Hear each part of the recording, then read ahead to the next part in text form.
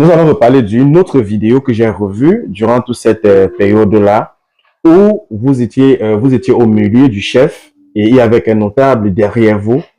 Est-ce que cet instant-là, vous n'avez pas eu peur? Est-ce que quel était votre ressenti à cet instant-là? Oh, pour vous dire vrai, avant de passer à la cérémonie, naturellement, j'ai eu à poser un certain nombre de questions. Qu'est-ce qui va se passer? Et les aboutissants, c'est quoi? Pourquoi on me fait ça? Pourquoi telle chose? Parce que j'ai été préparée au fait où je serais assise sur une chaise supérieure à celle sur laquelle je m'étais déjà assise avant. Ok. Donc, et à côté de ça, les ancêtres ont demandé que je sois couverte de la peau de panthère. Et cette peau de panthère m'a fait peur. Donc, je demandais, mais ça signifie quoi, cette peau de panthère? Pourquoi je dois être couverte de peau de panthère? On m'a dit non, c'est toujours la protection des ancêtres. C'est pour t'élever davantage. Ne porte pas la peau de panthère toutes les meufs. Ou bien tous les mapengrup. Il y en a qui sont mapengrup, mais qui ne portent pas la peau de panthère. C'est-à-dire, quand on me fait de moi mapengrup, quand on me met la peau de panthère, je suis au top des tops. Je suis au top des tops. C'est vrai que j'ai eu peur. Parce que j'ai dit, mais peau de panthère, est-ce que ça n'aura pas des conséquences dans ma vie pratique? Et je suis passée quand même au renseignement. Donc, je me suis renseignée auprès du chef, qui était dit non, c'est toujours la protection des ancêtres. C'est pour t'élever davantage. Ne porte pas la peau de panthère toutes les meufs. Ou bien tous les mapengrup. Il y en a qui sont mapengrup, mais qui ne portent pas la peau de panthère. C'est-à-dire, quand on me fait de moi mapengrup, quand on me met la peau de panthère, je suis au top des tops. Je suis au top des tops. C'est vrai que j'ai eu peur. Parce que j'ai dit, mais peau de panthère, est-ce que ça n'aura pas des conséquences dans ma vie pratique? Et je suis passée quand même au renseignement. Donc, je me suis renseignée auprès du chef, qui était le principal acteur de la cérémonie. Je me suis renseignée auprès de mes grands-parents, qui étaient à côté, auprès de ma famille, et tous m'ont dit, sans inquiétude, ça n'a pas d'implication spirituelle après. Mais c'est juste une manière de m'élever. Donc, vous allez voir que dans la vidéo dont vous parlez là, qu'est-ce qui s'est passé? J'ai été élevée. Et l'élévation, pour vous dire que ça part de ma famille, c'est d'abord mon grand-père paternel, maternel, qui me prend et qui me met sur la chaise en me donnant ce nom-là. Le nom qui lui a été communiqué des ancêtres. Elle mérite ce rang-là dans cette famille.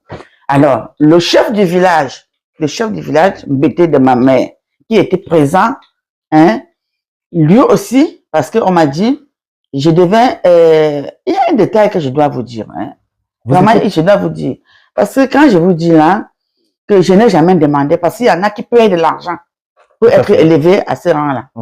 Il y en a qui payent des noms, il y en a qui payent, je n'ai jamais payé. Mais il y a quelque temps, nous savons, nous sommes en Afrique. Tout à fait. En Afrique, il y a des gens qui voient loin, qui ont des yeux multipliés, et il y en a qui n'en ont pas. Donc, des femmes multipliées, une femme multipliée, avec des yeux multipliés, m'avait vu 1 an auparavant. J'étais allée dans un village qui n'est même pas le mien, à Bazou, à un enterrement. Tout à fait. Il y avait ma petite cousine, l'enfant de tonton de Douane, qui a perdu son mari.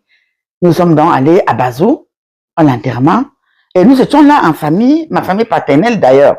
Dans ma famille paternelle, nous étions là tous là, en train de manger. Et puis, subitement, une femme a surgi et m'a dit, toi là, toi que je vois là, sache que tu dois faire une cérémonie chez vous, tu vas t'élever à tel rang. Ça. Et tu attends quoi pour faire la cérémonie? Je te dis. Et il faudrait que tu saches que ce jour-là, tu dois être habillé de ndop, de bas jusqu'en haut. Même la chaussure doit être de ndop. Et ce jour, il y avait des gens qui vendaient des trucs traditionnels. Là. Et il y a un vendeur qui est passé, elle a choisi un collier très cher de perles là. Elle a dit que voici le collier que tu mérites de porter. Tu dois acheter ce collier-ci. C'est ça que tu dois porter ce jour. Je dis que maman, je ne suis pas sortie de chez moi ailleurs. C'est des colliers qui coûtent très cher. Je n'avais pas moi de l'argent. Alors elle est partie, elle revient, elle te dit que je te dis que voici le collier qui te mérite. Et tu ne dois pas le porter dans n'importe quelle circonstance. C'est un collier, quand tu le portes, les connaisseurs, quand on te voit, on sait dans quelle classe sociale, sur le plan traditionnel, tu te trouves. J'ai dit que oui, mamie, j'ai compris. Et elle a tellement insisté qu'à un moment donné, lui, avant de dire, mais comment, c'est un problème de bière. Va prendre la bière là-bas, tu bois, même c'est une bière. Elle dit, je ne suis pas venue ici commander la bière. Je ne suis pas là pour un problème de bière. Je suis venue te donner un message.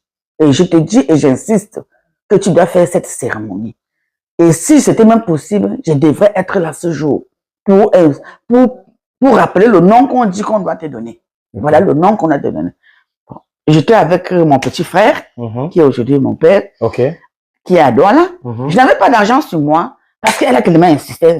J'ai dit, mais papa, si tu as l'argent, tu me donnes l'argent, j'achète. Parce qu'au début, on la prenait pour une baba, une quelqu'un qui a bu. Mais quand elle a été très, très sérieuse, chacun a pris ça avec beaucoup de sérieux. Je dis que je n'ai pas d'argent. Je dis, papa, si tu peux me donner l'argent, je prends ce collier. Papa m'a donné de l'argent, j'ai acheté le collier et je lui ai fait le transfert après pour lui restituer son argent. Tout à fait. Donc, je rentre donc avec ce collier, j'arrive et j'en parle aux gens de la famille. On dit que, mais si une femme te dit ça qui ne te connaît pas, ne prends pas ça avec négligence. Accorde vraiment de l'importance à ce qu'elle te dit. Mais elle me dit, elle fait une cérémonie, moi, je n'ai pas d'argent. Je n'ai pas d'argent, elle ne peut pas faire la cérémonie. Et puis, dernièrement, j'ai quelqu'un de ma famille qui a encore les yeux, qui m'appelle, qui faire là. Sache que c'est urgent. Tu dois la faire urgemment. Je dis que, mais toi, tu sais dans quelle situation je suis. Je n'ai pas d'argent pour faire la cérémonie maintenant. Je n'ai pas dit que je ne vais pas faire, mais je vais la faire pas maintenant. Alors, il y a mon voisin qui décède avec son fils. Je décide d'aller à l'enterrement, cette fois-ci à Bamena. La première fois, c'était à Bazo, c'est à Bamena. Alors, une fois, une femme s'amène devant moi. Je ne l'ai jamais vue, je ne la connais pas. La cérémonie qu'on te dit de faire, tu dis que tu n'as pas l'argent là. Comme je ne veux pas faire là, les ancêtres vont te puer, tu vas mettre la main sur la tête, tu auras l'argent. Je dis, mais j'ai dit que je n'ai pas dit que je ne vais pas faire. Je te dis que les ancêtres sont déjà fâchés parce qu'ils te disent, on dit de faire cette cérémonie-là. Je dis, mais dis donc à ces ancêtres de me donner, moi je n'ai pas d'argent. Il dit, ok, tu n'as pas l'argent, mais tu auras l'argent pour résoudre des problèmes qui suivront. Après. Et là où je te dis là, à partir d'ici là, en rentrant d'ici, tu cherches le jujube, tu achètes, tu n'en as pas. Sur le chemin retour, tu lances partout et tu dis à tes ancêtres, j'ai compris, j'arrive, j'ai compris, j'arrive. Et c'est ce que j'ai fait.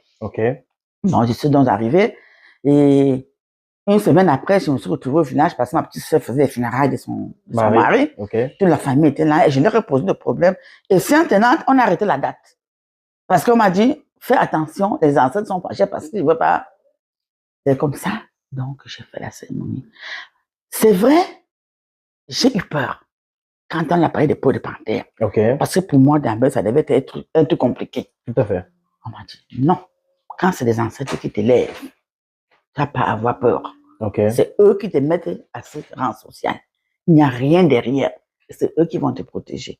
À partir du moment où j'ai eu cette confirmation de la part de mon grand-père, de la part de certains notables, de la part de même des gens de ma famille qui ont les yeux doublés, j'ai été plus tranquille. Donc, je me suis dit, bon, je comprends que c'est vraiment la joie pour mes ancêtres de me mettre à ce grade-là.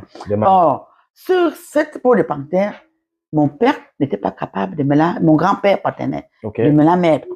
Donc, lui pouvait me donner que le nom que les ancêtres lui ont donné. Et comme le chef supérieur, le chef de mon village maternel était là, il lui revenait à lui de le faire. Or, c'est une cérémonie, quand on te met la peau de panthère à une femme mariée comme moi.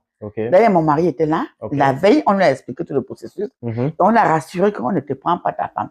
Tout à fait. Elle reste ta femme. Mais les ancêtres ont décidé de l'élever.